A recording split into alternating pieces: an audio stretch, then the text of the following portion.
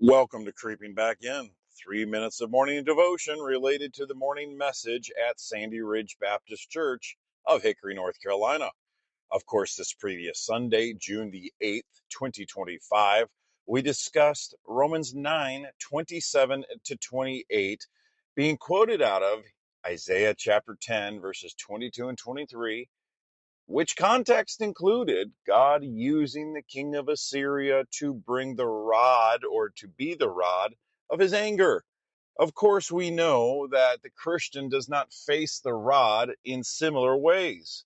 In other words, he's not an object of the wrath of God.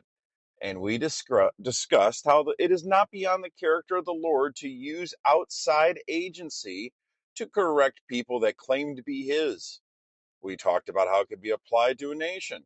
We talked about how it could be applied, at least in some measure, to God correcting his people. Minute 2. The book of Hebrews, chapter number 12, attempts to at least normalize the idea that God's people, Christians, the individual Christian, will experience chastening.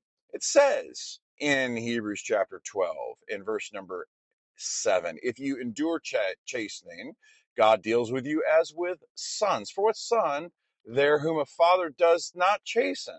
But if you are without chastening, of which all become partakers, then you are illegitimate and not sons. Furthermore, we've had human fathers who have corrected us, and we paid them much respect. Shall we not much more readily be in subjection to the Father of spirits and live? For indeed, for a few days chastening us, which seems best to them, but he for our profit, that we may be partakers of his holiness. Now, no chastening seems to be joyful for the present, but painful. Nevertheless, afterward it yields peaceable fruit of righteousness. Minute 3. What shall we get from this text together on this Friday morning, June the 13th?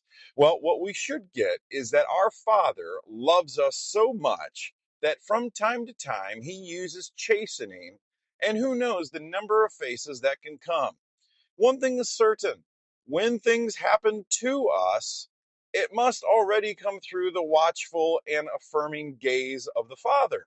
Otherwise, it doesn't happen to us. Well, if it doesn't seem joyful, but it will yield fruit, then on this Friday, may we ruggedly rejoice for all of the things we would not have called into our lives, but God is using us to prepare us for glory so that with holiness we can see his face. This is Pastor Bill creeping back in. Thank you for joining me as we ruggedly rejoice.